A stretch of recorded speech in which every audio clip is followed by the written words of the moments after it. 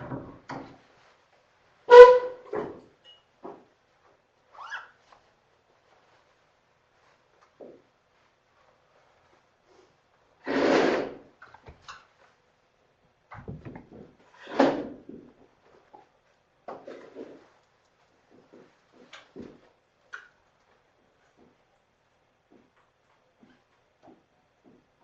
right. First, I guess I wanted to just make everyone aware of a seminar that's going to be going on tomorrow in Baker Systems Engineering. So this is, if you go to this webpage on ISE and look at their calendar, you'll see this, and it says nothing about additive manufacturing at all. But I have been informed by the person who's organizing this that this will be actually a lot about additive manufacturing from the perspective of the Air Force. So I just want to make everyone aware that this may be an interesting seminar that's happening on campus tomorrow from 4 to 5. This actually directly overlaps office hours, by the way. But someone who's coming from the Air Force has been pretty heavily investing in additive manufacturing. And they're standing up a new division in their manufacturing and research technology division that this person's going to talk about, apparently, and talk about their efforts in additive manufacturing and also advanced manufacturing in general. With the focus on digital manufacturing is what I hear from the rumor mill in terms of what's going to be discussed here. So, sorry? What's digital manufacturing? Basically having machine tools as opposed to being these independent pods that don't talk to each other, have everything integrated through digital threads, and modify their depots to be more modernized. So we're gonna like having CNCs chained together. Think of it more of having a digital twin technologies for manufactured parts, basically complete digital catalogs of everything that happens to a part that's in the Air Force's entire manufacturing infrastructure. Yeah. So this is what I hear that the talk is going to be about. Well, I was planning on attending, so if you want to go to office hours, this is during office hours, please email me and set up a different time because this directly overlaps with office hours. Other things, I emailed about taking a visit to CDME. I still need to hear about citizenship information from everyone in this room, but I'm going to make some assumptions and say that there are two that I may have to relay information. Prasad? You're a citizen of the United States, okay, all right. And then Chinese citizen, okay, F1 or J1? F1, okay, I'll relay that information. I'm not sure how that is going to affect a tour. All I've been told is they want this information, so I hope everything is okay. Did you send you some documents? No, they just wanted a list of the entire class and that information on everyone. So I'll relay that information. I hope it doesn't affect anything. If it does, I don't have too much control over it. I don't think it would affect me there. I've been there several times. Oh, you've been to CDME several times? Okay. I hope it doesn't. Okay, that's good news. Okay. All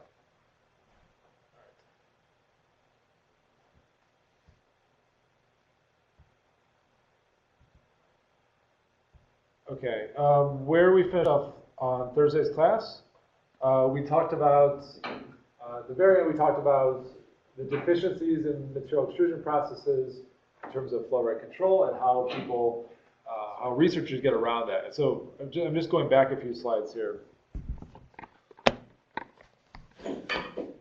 All right, one, this is just demonstrating that if we command the system to stop the flow of material, basically by saying, all right, plunger, stop displacing downward, because of the capacitance built up the system, there's this long tail where material continues to extrude out. If this is the flow rate trace of material after I command it to stop. Okay? And so this can be depending on the system, and ranging from time constants to a half second in the case of melt processed material extrusion, and all the way up to say 15-second time constants for room temperature material extrusion, which is a very unfavorable trait in terms of trying to have accurate control. of a material. And so as I showed on Thursday's class, that people have ways around this.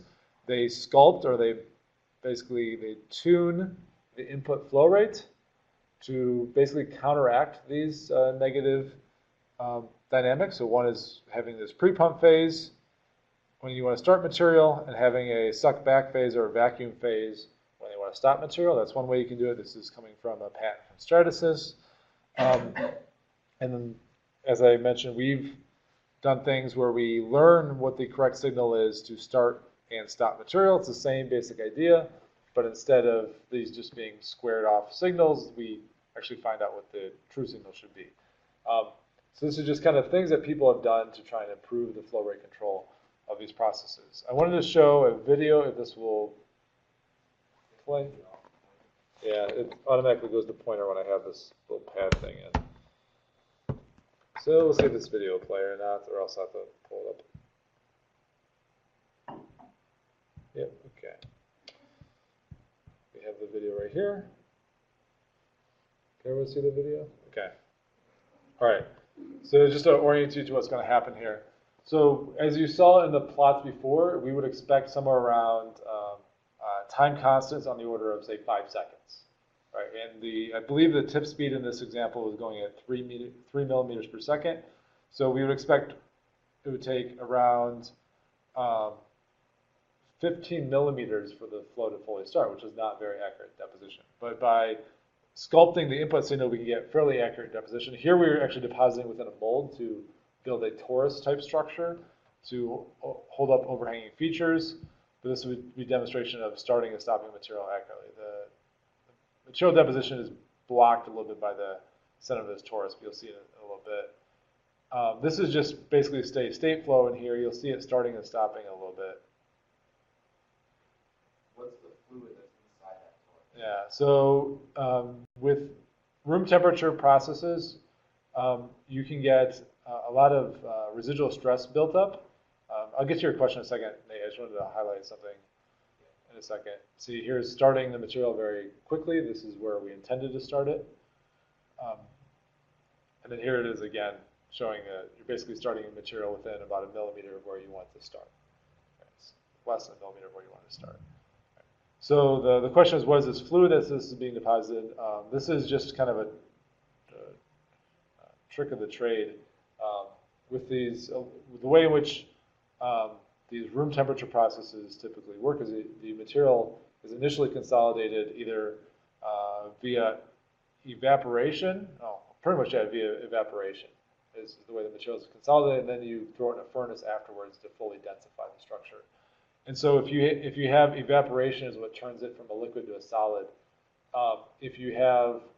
And that evaporates fairly quickly if you have the bottom layers evaporating before the final layers are fully evaporate. You get actually shrinking from evaporation, which causes residual stress.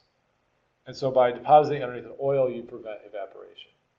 And so then what you can do is when you're done, you just drain the oil, and then the whole part evaporates and then dries uniformly. Therefore, you don't create these stress gradients in the part. That's the main idea. Yep. This might sound like a dumb question, but given that our problem is that we don't have uniform start and stop the flow, why don't we just either have a bead of sacrificial material somewhere on the plate outside the part to kind of pre-start the flow, or either just kind of zigzag in this manner while you're waiting for it to start before it proceeds? And I would say that is, I would say that room temperature additive or material extrusion is less developed than the melt-based processes, and that's how the majority of people handle it. Now the problem comes in when you have fairly complex architectures, and you don't always have room where you can directly segue from that, what are called lead-in lines, to then the location where you want to start printing. So it works for really simple parts. When we print, like say lattice type structures, that's what we do just because it's easier. But if you want to make something more complex, you don't have enough space to fit the lead-in lines. Right. So looking at this video, it looks like at the corner locations, Yeah. You see a buildup of material that you may not necessarily want. Yeah. Do you typically have control processes in order to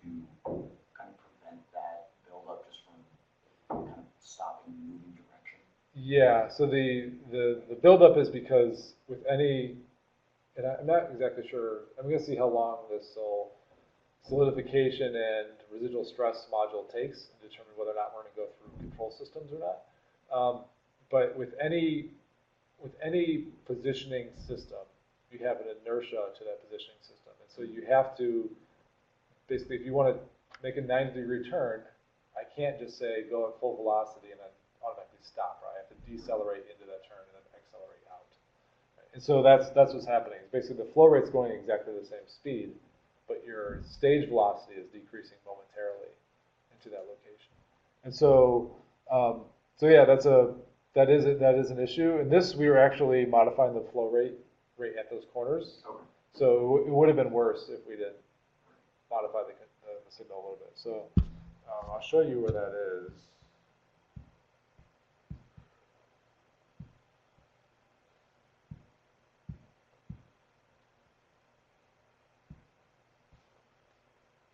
It may be tough to see, but we're actually, well, the details of the experiment are not all that important here, but we are actually figuring out how to do a corner, which is the small deviation of flow rate right here. So it's a small blip in the flow rate signal.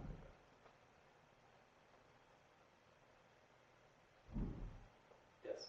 Kind of more of a concept question, but what's the advantage to the room temperature processes as opposed to the melting processes? Yeah. And why would you choose that? It's gives you more of a diversity of materials. So that's, maybe I'll pull up a different module for that, just to kind of reiterate that, to help us answer that question. That would have been module 6, I believe.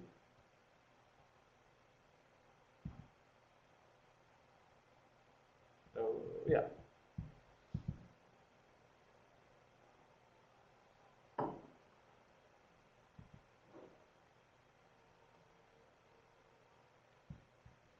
Okay, so the melt processed material extrusion systems, these pretty much only work on polymers.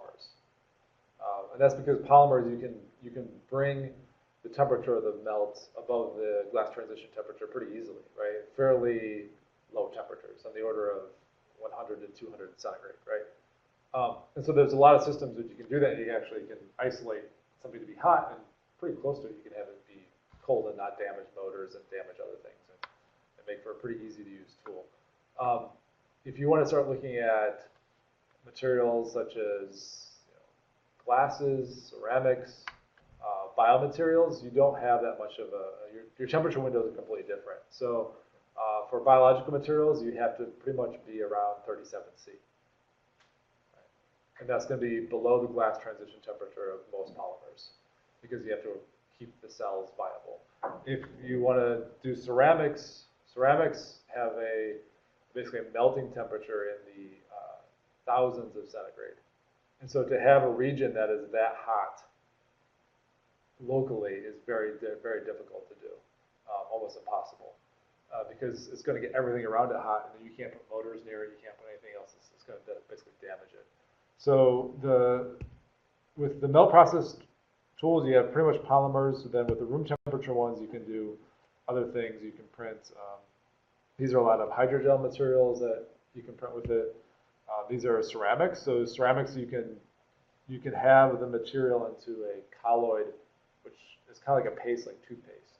And then from there, it's basically, it's not changing phase when you extrude it. It's just a liquid with solid ceramic particles in it, and you can modify the viscosity of it such that it basically is shear thinning, or is a pseudoplastic fluid, so therefore it flows through the nozzle, but once it's not in shear, it becomes very viscous, and so it'll hold its shape.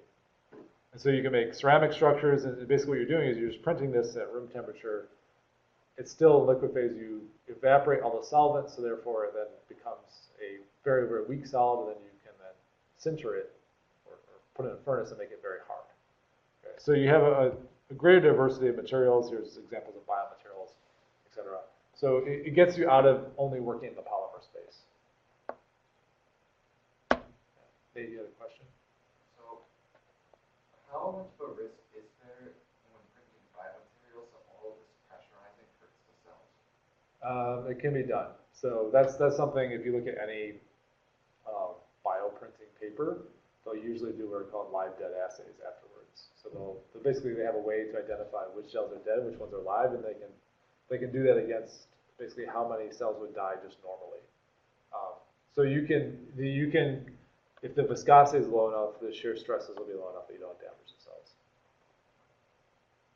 Yeah, people have shown that. It's shown viabilities that basically no more cells die than if you were just leave them in that material and not extrude them for the same period of time. Okay.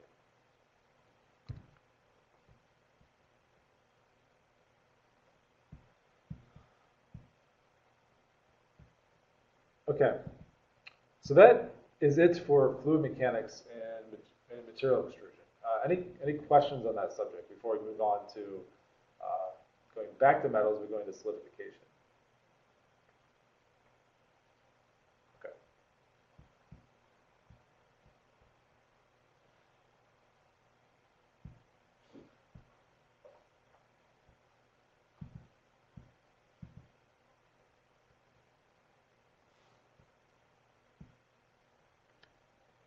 Okay, solidification. So we're gonna go through this module on solidification, but it is by nowhere, by no means a full treatment of solidification. So we're gonna go through solidification in about this class period, and this is this would be multiple classes if you were to be in material science and wanted a full treatment of solidification of metal structures. It's a very, very in-depth discussion, so we're going to be going over a very cursory overview of what solidification is. I mean, if the ideas of solidification is important for your research in terms of what you're doing, there are classes at the university that handle solidification. We actually have a extremely famous metallurgy department in material science here. That's kind of what they're known for, and we have a pretty impressive set of solidification classes. So these are just two options in terms of solidification classes that are offered here. So there are plenty of classes you can take. We're not going to get anywhere near that full treatment here. There's going to be some very basic definitions and then some observations in how they are important for additive manufacturing. So first off, just going through some basic physics and definitions in terms of what is solidification, or this would be analogous to the idea of freezing, right? And so, or it is freezing. So, and then the important thing to keep in mind about freezing is that you have equilibrium at this melting liquidus solidus temperature. Okay, so for instance, has anyone seen what's going on here? Has anyone done this before for temperature experiments? You know what's going on? Yeah, for what purpose though? Calibration. Okay. So thermocouples are often calibrated either in boiling water or in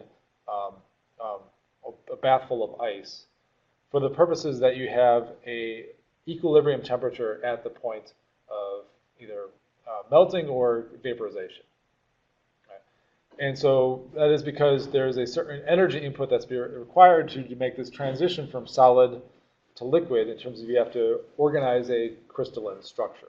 And that takes energy to overcome that. So you actually have essentially this vat of ice water is all at the same temperature approximately because it's at this equilibrium where we have liquid and solid directly next to each other. And so you can have essentially the same temperature at a solid liquid interface.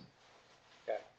So when we're talking about solidification, the temperature that we're really talking about is, the liquidus temperature is approximately, but not quite, is equal to the solidus temperature, and these are basically the liquid phase and the solid phase will be at the same temperature at the point of solidification. Right. Now, once you exceed, say, this temperature, and you have only liquid in some region, of course, it can increase in temperature, and then also once you get below that and everything is solid, you can get lower temperatures than that, but this is at this change or freezing phenomenon, you have the same temperature throughout that region that's solidifying. Okay. The amount of heat required to change a unit of solid into liquid at the temperature is equal to Tm, which we could also say that'd be melting or liquidus or solidus temperature, is what's called the latent heat of that material. All right, so it's basically joules. Latent heat is joules per kilogram, and if we multiply that by density, then we get latent heat per volume. All right, so these would be the basic relationships that we have, and then this is just been denoted here by superscript S. This is the density of the solid, which is always going, well, not always, almost always going to be more dense than the density of the liquid, right? So water would be an exception to that rule, right?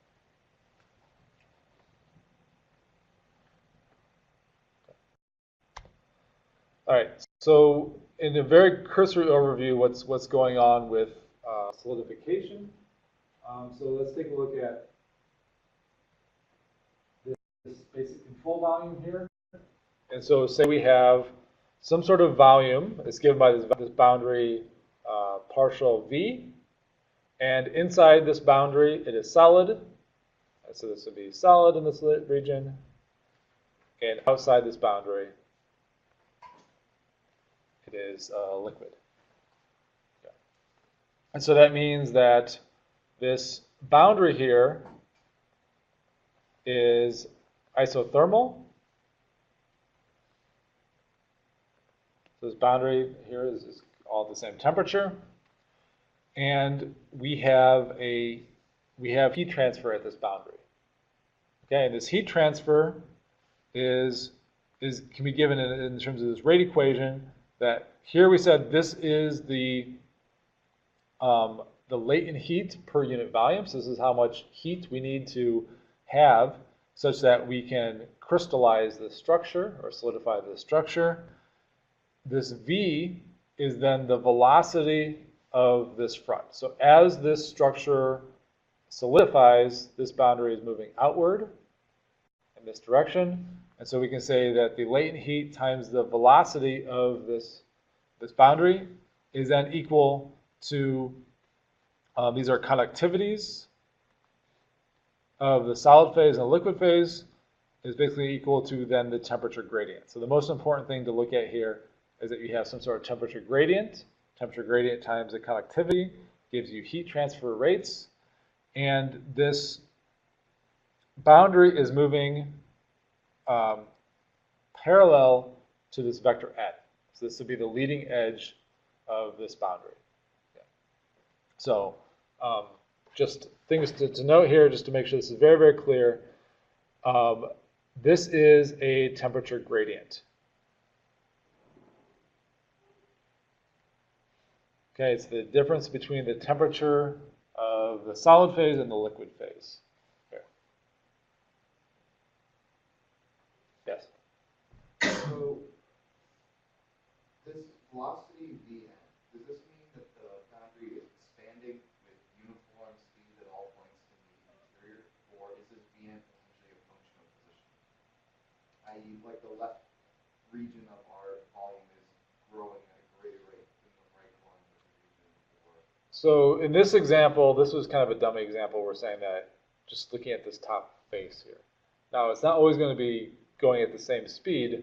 And then kind of an example would be when you have solidification basically interrupting each other. Right? So this is an example of you have nucleation of these different solid crystals, and eventually they're going to then interact with each other and fuse together. And so you have, in some cases, you have solidification arrested, where you're going to have growth in other areas. So I would not say that this is uniformly expanding. And we'll get into a little bit of that too. This is assuming stable solidification. We'll talk a little bit about what unstable solidification looks like as well. Because you can get these planes that very nicely and uniformly form, and you also can get more complex unstable structures where you have some regions that are very rapidly expanding and some that are not rapidly expanding. So main thing to point out here, velocity of solidification is proportional to a gradient in temperature. And we'll get into a little bit more of this in a second. I guess I already noted this. Temperature is continuous across the interface, equilibrium melting temperature. Okay. I'm not going to go through all the math to get this because I think this is really not the point of this module. The main thing here is that solidification speed increases with an increase in temperature gradient. The temperature gradient, or the inverse of the temperature gradient, is often given by the Stefan number. And so these are some really basic relationships for materials of a single construct. So think of a pure, say, pure gold, pure aluminum, something that's not an alloy. But this would be a basic relationship. And what we're showing here is that the inverse of the Stefan number, so if we look at the inverse of the Stefan number, this would be the specific heat of the solid times the temperature gradient over then the latent heat of this material. And so this would be increasing temperature gradient. We can see then this relationship with this solidification time and distance constant. Okay, so what does this mean? All right, so if we have some sort of interface location or solidification front location, Z, right, so this is how far the solidification front has advanced, and time is a certain point in time. What this is saying here is, say for instance, the temperature gradient is large, say right here, then we're going to have a large solidification time and distance constant. And so that means for short times, the solidification front has advanced a long ways. Okay. If this constant is small, that means that for even large times, the solidification front has not advanced a long ways. Right? If this is the solidification front location. And so this is basically a way to normalize how a front grows, but this gives basically a relationship between the solidification front distance with a certain period of time. Okay, yes? So is lambda both the solidification time and the distance constant? What are the units of this number? Unitless? I think what units of this? What would this be? Like I can't be both a measure of time and distance at the same time. Because it's basically it's how they're related. All right, so if we do units here, this is going to be meters over meters squared. Yeah, this is unitless, right? Yeah.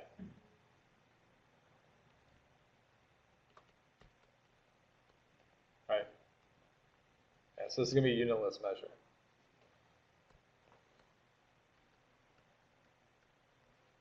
Okay, so does that answer your question how this is a relation? It's just a normalization that encompasses both. Right. So that we're not looking at a plot of solidification distance with time, we're looking at basically how these two are related to each other. So the main thing to point out here is that the speed at which this solidification front advances is proportional to the temperature gradient. That's going to be important when we start to talk about additive manufacturing processes. Any questions about that idea? Nate? Sorry, but it looks like based on this graph that as your delta T increases, the solidification time also increases. Would it then imply that it's solidifying slower? This is not the, so the T is in the denominator here. Oh, okay. All right. So think of this as, I think the easiest way to think about this is that this is, for a certain temperature gradient, this is a constant, right? And so what this is saying is that at short times, this is a constant, this constant is a large number. That means at short times, this Z is a large number. So it's advanced a long ways in a short period of time. Now, also keep in mind that this is a normalization, but this also doesn't mean that solidification happens at the same rate over the whole period of time. It actually slows down as it advances more. This is just a normalization. So main relationship, increase in temperature gradient, faster the solidification happens. So your crystals grow faster with high temperature gradients. Okay. So that was a fairly simple argument that's used for when you have a single phase of material. So say you have a melt of whatever, pure aluminum. But that's not really what we work with in additive manufacturing. We work with, this is showing an example of binary solutions, but usually it's much more complex than that. We have alloys of a bunch of different constituents. Again, to get into the real details of that, that requires multiple graduate classes in metallurgy, well outside my expertise, well outside what we can cover in this class. But we can look at kind of some basic relationships to try to understand what happens at the intersections of these crystals. And so just some definitions, I think this should all be reviewed, but a solvent is the majority component of a solution that dissolves a solute. Solute, the minority component. Okay.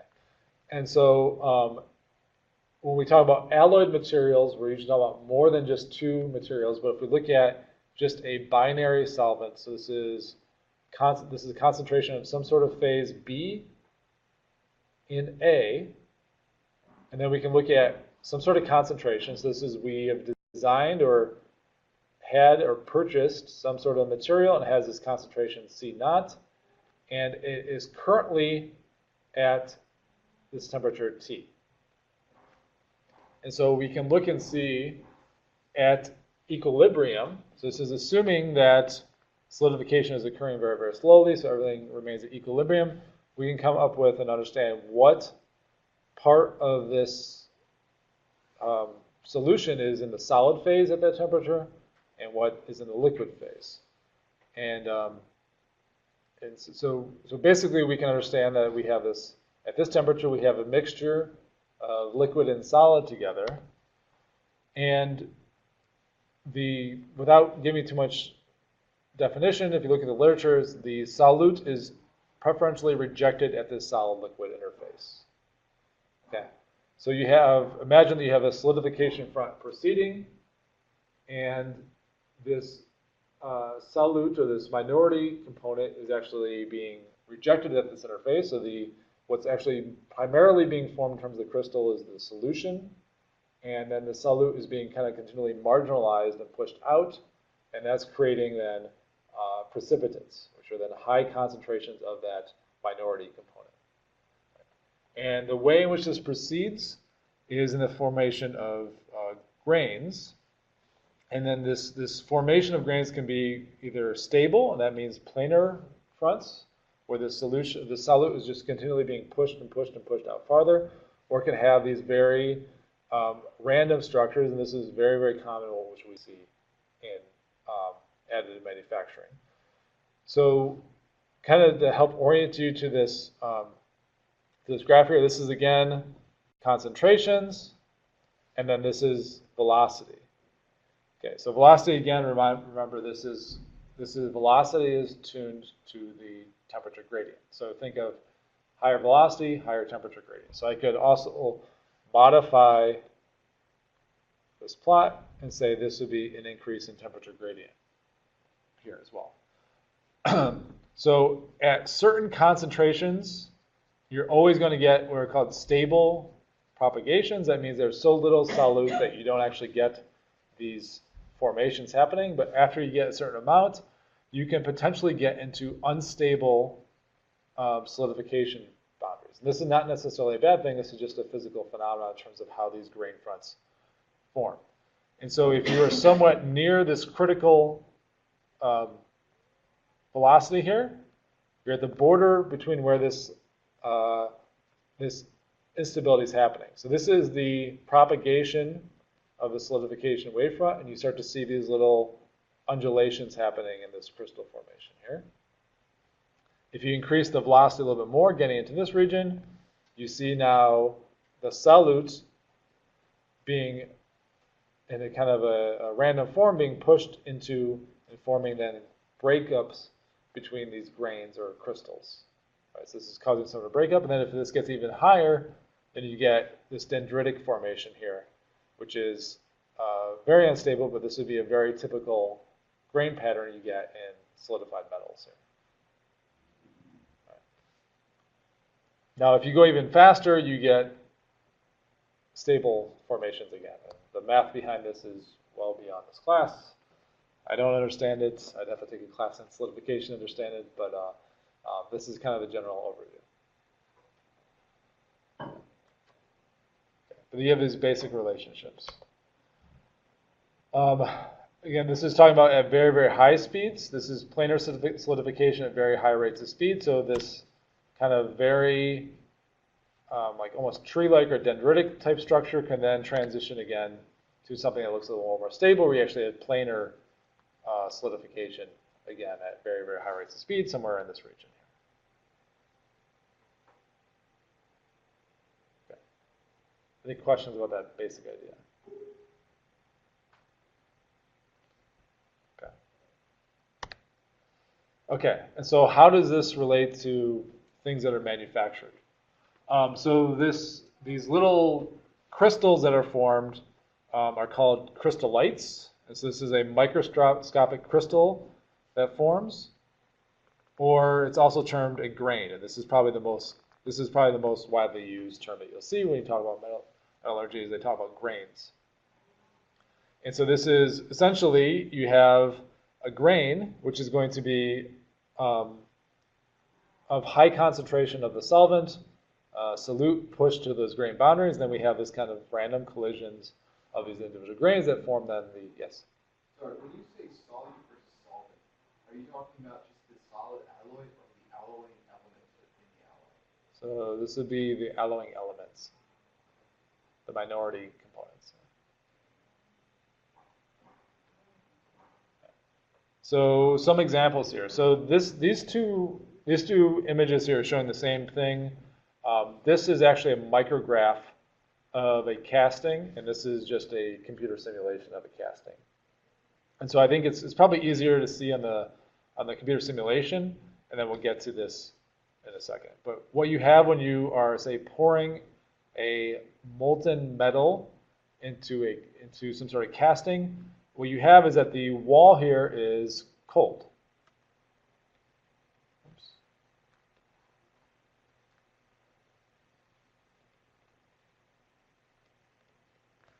And then this is the same here. So you have these two casting walls. The wall is cold. And so then you're pouring a hot metal into a structure with a cold wall. So that this is going to have a large temperature gradient here.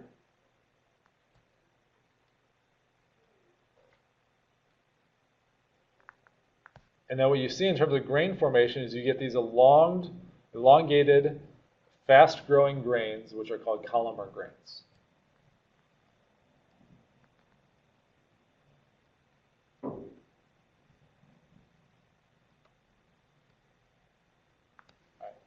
So in the middle, the temperature gradient is actually quite small.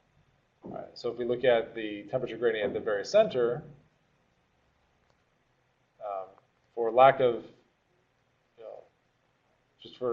just to give a simple explanation, this would be approximately equal to 0. All right, so you have very, very slow grain formation in the middle, and this creates what are called equiaxed grains in the middle because your planar fronts are not growing very fast. You don't have a ton of this segregation that's happening. This will give you equiaxed grains in the center. Right. And so this is a very, I would say, stereotypical microstructural pattern that you get in casting of parts. Right. So you can see the same thing if you then take a casting, you put it in cross-section. It may be a little bit difficult to see, but you have these columnar grains going in this direction at the wall. And at the center, you get kind of a lack of pattern in this grain structure.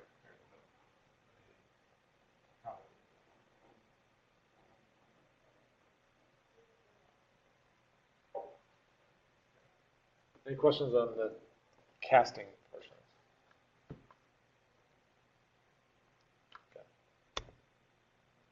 Okay. One last definition before we get into before we get into actual how this relates to AM, is epitaxy. So epitaxy is basically the formation of a crystal with a template that follows what is being built upon. So you see this often in semiconductor fab, but aspects of epitaxy happens in additive manufacturing, where we have a build plate that has some sort of crystalline structure to it, or powder that has a crystalline structure to it, and when the atoms are arranging themselves, they then follow that basic pattern. All right, so it creates some preferential direction for that crystal based off what was placed down before. And that's the idea of epitaxy. This is very, very important for processes of crystal growth for aerospace parts, semiconductor fab, things of that nature, but also has some implications for additive manufacturing as well. Okay, so how does this apply to additive manufacturing? So there's I think one paper that probably shows this in the most clear manner, which has a lot of really good images that show this. So I'm going to go through this paper with a reasonable amount of detail. And first, to go through that, I think it's worth outlining what was this experiment. So what the researchers did here is they printed something that was pretty simple using, this is actually electron beam powder bed fusion. So instead of a laser, they're using an electron beam that allows them to actually change the speed at which they manufacture this considerably. But what they're doing is they're printing just essentially 5 simple structures. Ignore this one to the left here. Actually, no, ignore this one. I don't think they report on this one. But here's your build direction. This is NZ as they defined it. So it's built in this direction. And they have also, what they did is they also built this platform at the bottom here as well. So this would have been on a build plate. This has been cut off, but they built this platform at the bottom. Then from there, they built up these structures. And then they have different widths of these different structures. So here you can see a very, very thin one. And then as they go up, these get thicker and thicker. Okay. The way in which they built these, at each layer, they have a contour scan. This is just like what we saw when we went through the kind of the details of how these systems work back in Module 5. And then they have an infill scan in the center here. So basically the heat transfer history is different between these because here you're hitting it with some sort of increase in temperature and then it's not seeing that temperature for a little while. Here, as soon as that laser or E-beam passes, within just a few milliseconds, it's getting that heat again, right? So the temperature profile is a little bit different. This would be odd layers. This would be even layers, just showing the difference in how they made these. Yeah. What's the advantage of doing both? Sorry? What's the advantage of doing both the contour and attachment? So oftentimes they do the contour basically to get a really well-defined border. Okay. So if you get, with these infill, you get actually a spike in temperature at the edges of this because you're essentially hitting with the laser or E-beam and then you're turning around and you're hitting it again as you go back. So you can define the border a little more clearly with this concept.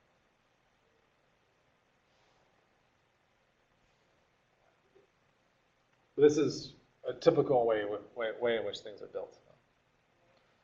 Okay.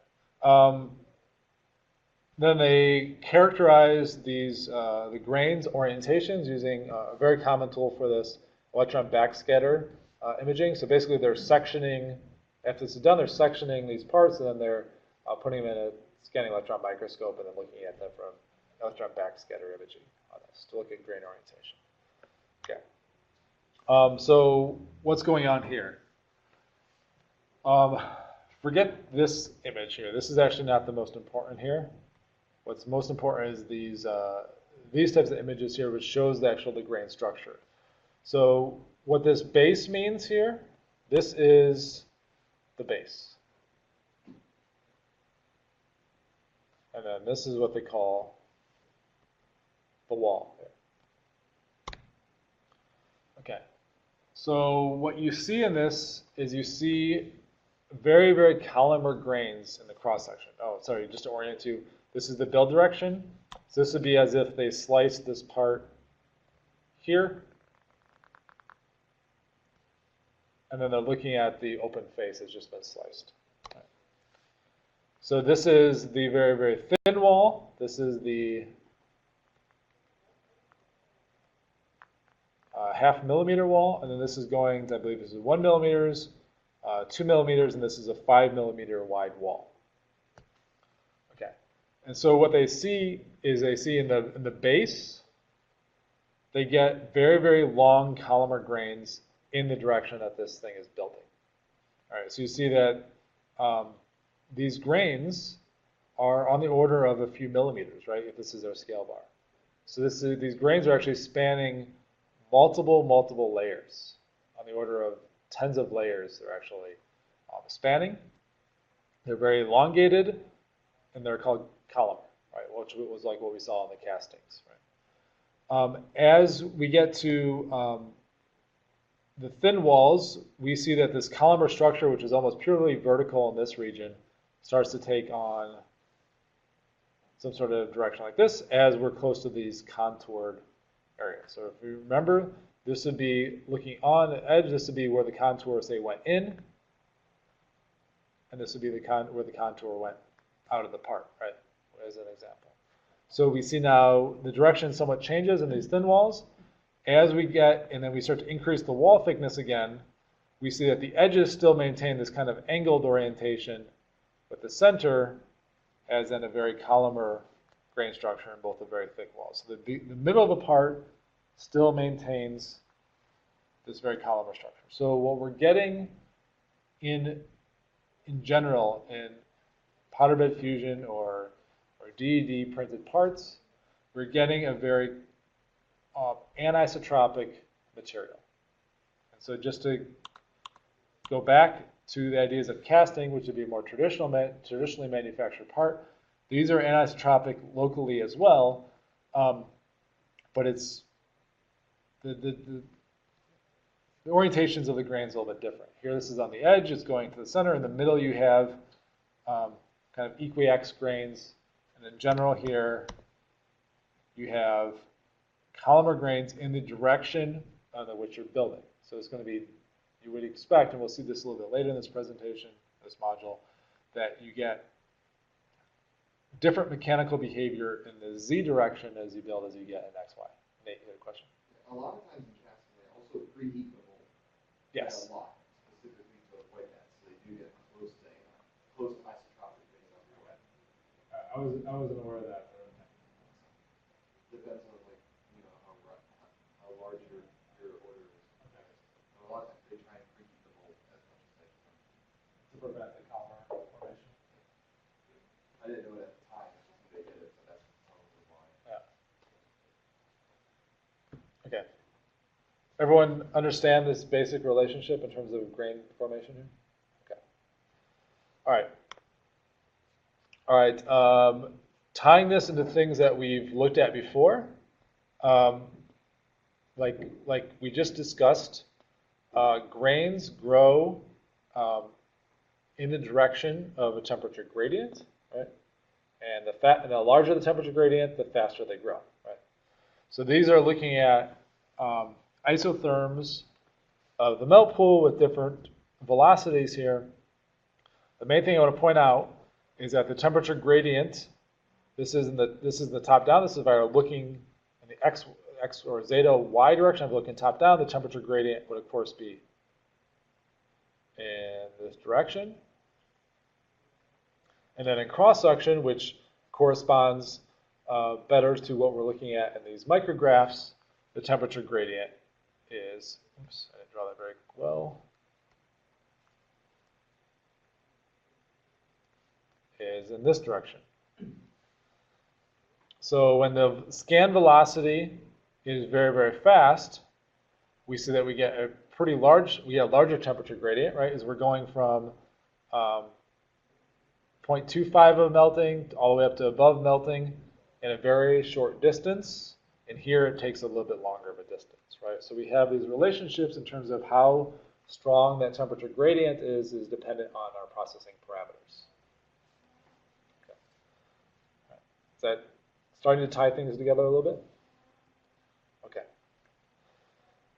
All right, so the question is, what is happening at these edges here? This is looking at the top down. At the top down, we have essentially a cold boundary, and then we have temperature gradients in this direction. Smaller temperature gradients. We have temperature gradients in this direction. So this would be the first outer contour pass. Forget it went in this direction. This is the next inner contour pass, and then this is the back and forth pass. And again, our hatching. These grains are essentially looking at like they look equiaxed in the XY direction. So if we're looking at what these grains actually look like, they look like these columns like this, all packed together. So this is again top down. This would be XY direction. This is directly derived from temperature gradients here. Would be the general shape of what we're getting here. Furthermore, at the boundary, there's kind of some interesting things happening that the authors talk about, is that part of the orientation at these edges here is that we get epitaxial growth, and this is coming directly from the crystalline structure of the powder. So you have all these powder materials. This powder is not fully melting right at this edge because it's right at the cusp between where the temperature is above or below the melting temperature.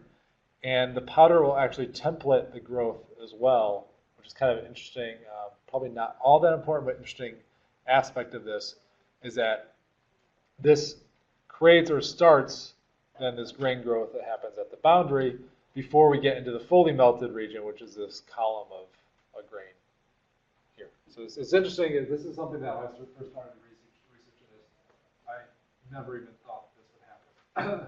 But you actually get the powder that has some influence on what the grain structure is at the edges. And these powders are going to be completely randomly oriented, right? They're a random grain structure, but is going to impart some sort of these properties on the edges of this part.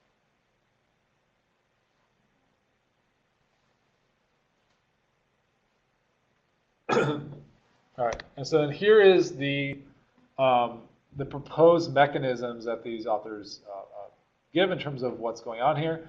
So this is showing a lot of things here. All right, so just to kind of point out what's going on here, powder bed, randomly oriented powder.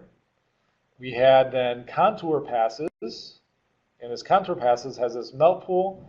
Keep in mind temperature gradients are in this direction and in this direction on the melt pool as this passes. We have the base plate nucleation, so just like the powder templates the crystalline structure, so does this base plate that we're building upon. That's a metal that has some sort of crystalline structure to it, but that pretty quickly then is driven by the temperature gradients in the process, which creates these very, very large columnar grains in the part. So we have a very strong anisotropy in the part. Outer edges, powder nucleation or epitaxy, causing then grains to grow somewhat in an angled direction at this edge. Before then, we get so far into the part where then we get this very vertical columnar grains in the structure. So if we were to kind of look at a cartoon of what our parts look like in terms of grains, this is what we would expect here. All right. So I'm going to pause here and take a 5-minute break, and then we'll talk about some of the implications of this. But I think the most important thing is, well, I mean, this is important too if you want to study this, but also an important thing is in terms of how this actually affects mechanical properties. So we'll reconvene at 10 o'clock.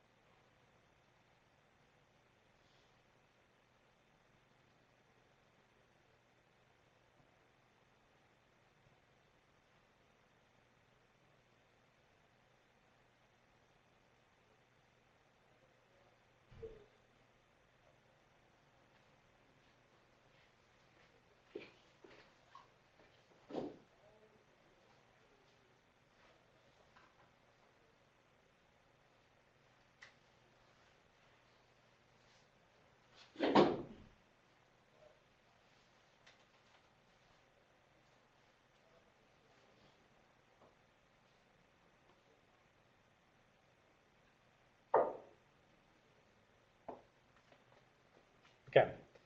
So let's look at the effects of this and some, well, actually, first some manipulations of this. So, all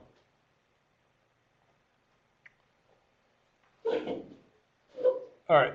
So some things here in terms of things that can be manipulated. This is E-beam additive manufacturing. This is a different paper. And so keep in mind that E-beam additive manufacturing, you have the ability to raster this electron beam very, very fast. Right. Okay, so instead of having temperature profiles where you have a fairly localized source of energy and therefore a pretty high temperature gradients, you can somewhat mute that. And you can mute that by, instead of having kind of a point source going along, you can raster this energy source at the top in a very fast fashion at the top, so it acts like almost like a blanket of temperature input at the top surface as opposed to a individual point running on the surface. And so here's showing the ways in which that can be manipulated. This is a velocity of this point source at 2.2 millimeters per second and a hash distance of 150. So that means that it's traversing this raster relatively slowly, and that these rasters are fairly far apart. This is all the same power for both of these. Okay, so it means in terms of energy density, since this is moving more slowly, you're getting more energy put into the surface locally because it's not moving as fast, and you're increasing the hash distance, you're acting more like this point source going along, creating temperature gradients in all directions. You can alternatively, this is build direction. You can alternatively raster this, this velocity very, very fast and also decrease the hash distance. And so you are effectively creating a blanket of temperature, and this creates a very, very different grain structure if you look at this cross-section, where these would be columnar grains going in the Z direction, these would be fairly uni-axed. Right. Yes? A few slides ago, we showed that a greater scan speed produces a sharper temperature gradient. Yes. Yes. So, I guess, if we were viewing this into and out of the page in this manner, would we be seeing a more columnar grain going this way due to that? So that's, yeah, that's an interesting question. So that is, and this is where it gets a little bit complex. So that was with a single laser track, right? We're showing this very high temperature gradients. That'd be like the laser passes and it never comes back again, right? So this is a different scenario where it's going back and forth really, really fast. So the gradient in the XY direction is essentially nothing, right? But then you also have a case where, I can draw this better, but basically if we look at, as you suggest, we look at this cross section here, the kind of the two examples would be very, very slow but larger hatch distances. This would be more this type behavior, right? Where then the laser energy doesn't really, it's adjacent, but it doesn't have as large of an effect in terms of heating up that location. And what we're saying here with this really, really fast movement with small hatch distances, we're talking about a lot of overlap between these melt pools and moving much faster in this manner. So you have a lot of preheating here because the last time that the electron beam passed, you're going through it almost again, so you're going to have less of a temperature gradient, if that makes sense from kind of a hand-waving perspective. Also less gradients in the Z direction because we're building layers so quickly. Not necessarily you move, so the time-limiting step often is the recoding step. So you're not building, I wouldn't say you're building layers more quickly, but you have a lot more preheating of the material because you are basically heating its neighbor before then you heat itself more because you're passing more times. Does that make sense? So it decreases the temperature gradients. Okay. So the main point of this is you can manipulate this grain structure by changing the process parameters here. And people have shown this with a few different examples. This is a good example of showing it. This is probably the most famous example of which people have manipulated microstructures in parts.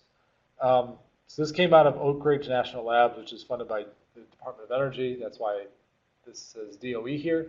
But what they did is they built a pretty plain rectangular block, and then they used 3 different scan strategies in these different regions here. So region 1, and then what they're purposefully going around this interface here. So region 1 is in somewhat the mixed region in terms of getting mixed grains. So this is not fully columnar, not fully equiaxed. Getting purely equiaxed grains is somewhat difficult. But scan strategy 1 is getting more equiaxed grains. 2, even less equiaxed grains, more towards the columnar side. And scan strategy 3 is very columnar grain structures. So kind of pointing these out, we would expect that this region here, this blue here is just off the part. That's not any part of the part, but this would be expected to be columnar. And then the boundary of 2 is scan strategy 1, so this kind of creates a transitional zone from what's going to be equiaxed to then the columnar growth, and then region 1 is doing their best to try and get equiaxed grains. Okay, so the interesting aspect of this is if you look at what was actually printed, it looks like nothing with the naked eye. It looks like a block of metal, nothing too interesting at all. But if you put it in a neutron diffraction instrument and look at what the residual stress is, you can clearly see DOE. And if you do the same thing that we were looking at the other papers, looking at electron backscatter, you can see that they essentially wrote in the microstructure DOE, which is kind of crazy. The reason why this paper was so popular is because you really could never do this with traditional manufacturing processes, where you can actually locally tailor microstructures. Like for instance, casting. Nate mentioned you can maybe change the temperature of the cast or the mold, but you're basically going to get what the temperature profiles you used and the geometry naturally forms, right?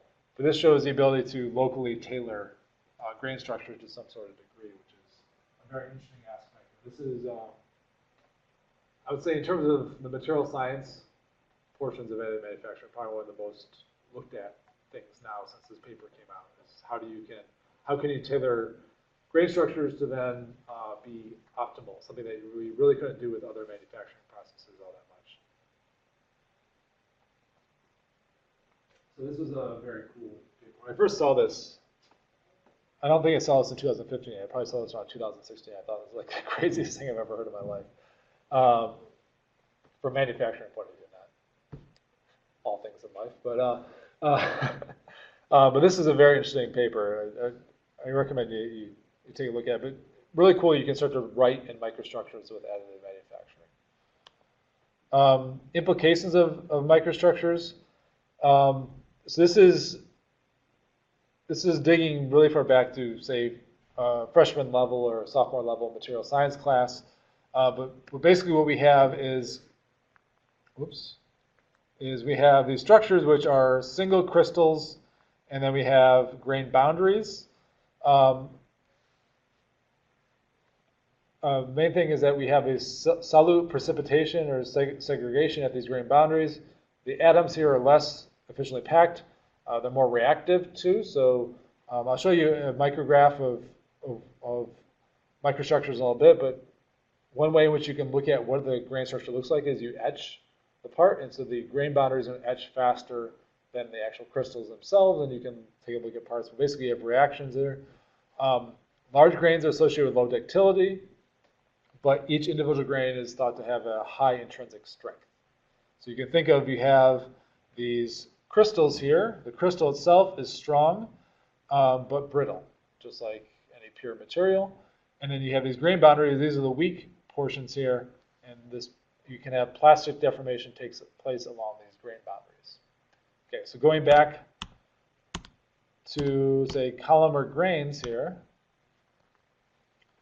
if we say that this material is oriented in terms of its grains along the z-axis, this material is going to be strong on the z-axis, but brittle along the z-axis would be the main idea here. if we have a more equiax structure, we would expect potential reduction in strength but increase in ductility, because we can get sliding of these grain boundaries past each other or deformation at these grain boundaries here.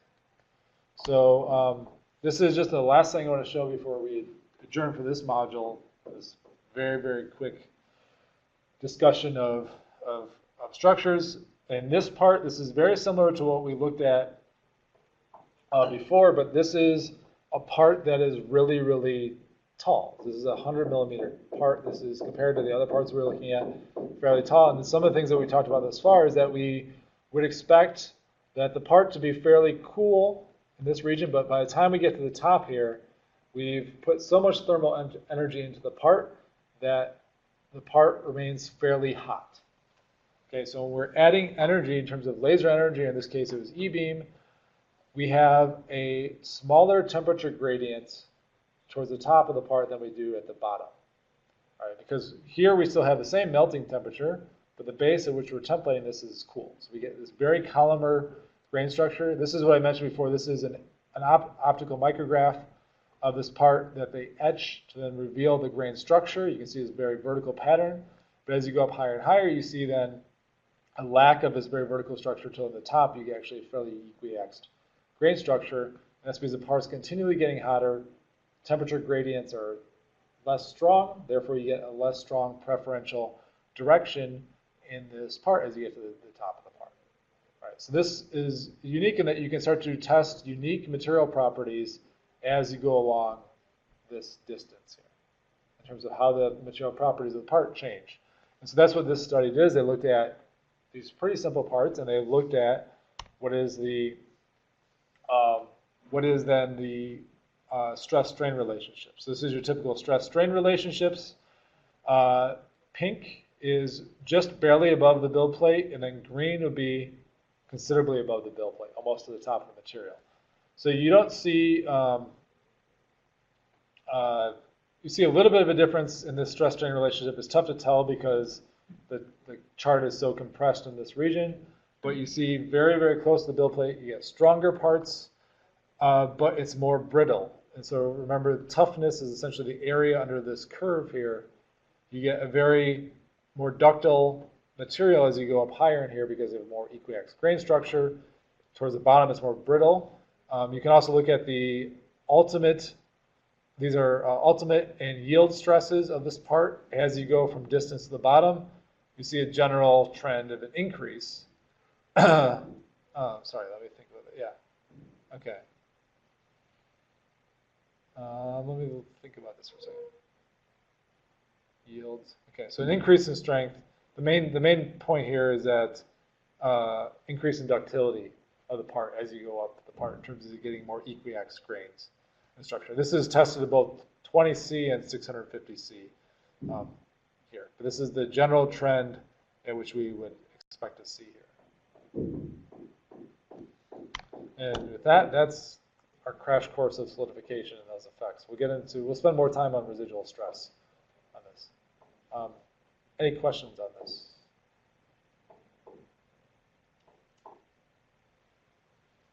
Okay. Yes? So, kind of looking forward to maybe more recent research, you showed like you're able to really control the grain structure of individual parts, yeah, individual sections of parts, yeah, and that the grain structure directions and the type of grains you're making directly relate to your material properties. So, are people able to make parts that are almost like composites, but with a completely metal structure, or is that? I would say people are looking into it. Okay. I would say that the DOE part is exactly what you're saying. That was more of a unique or a neat trick, Right. not necessarily functional, right? Yeah. There's no function to writing DOE. It was more like a demonstration. Yeah. So people are definitely looking into this problem. I haven't seen any work that showed like here's a really slam dunk case of this happening as something that's really functional. The difficulty, especially near the bottom, is that it's almost inevitable you're going to have these really steep gradients and you're going to get columnar grains at the base directly up. And so I think I don't know, I'm not in the field of controlling microstructure, but I think that somewhat limits what you can do close to the base plate, but people are starting looking at in other regions. Yeah, but it raises some interesting ideas. So, I mean, the whole field of turbine blade manufacture, right, has been looking at directional growth of crystals to have strength in some sort of very principal direction that they know that the parts can be molded in, right? And so you could consider doing that here, but you have a little bit more flexibility that you can start to, crystal growth, you get pretty much just one direction throughout the entire structure, but you can start to look at having almost like trees of where you have the grain growth growing if you got really, really good at this. So I think there's a lot of open avenues. I haven't seen like I don't think anyone's completely solved this one yet. This is still very open. Yes. So as your part grows, we're showing that we get different material properties kind of through the part as you go up. Yeah. That seems undesirable. Could you control that so that it's more uniform throughout? So I think you two are hitting on this. The two Ryans are hitting on the two hottest topics. So in general, from an engineering reliability standpoint, people want isotropic material properties that are very consistent, right? In terms of if you want to design something. So that's one line of research to try to make it as uniform throughout the part build as possible. The other is, okay, now we have this extra, that's like taking knobs out of your engineering solution. And the other one is actually how do we use this as a knob or a tuning parameter that we can actually start to have parts stronger in some principal stress direction is the other one. So yes, those are two very, I guess, like open research directions.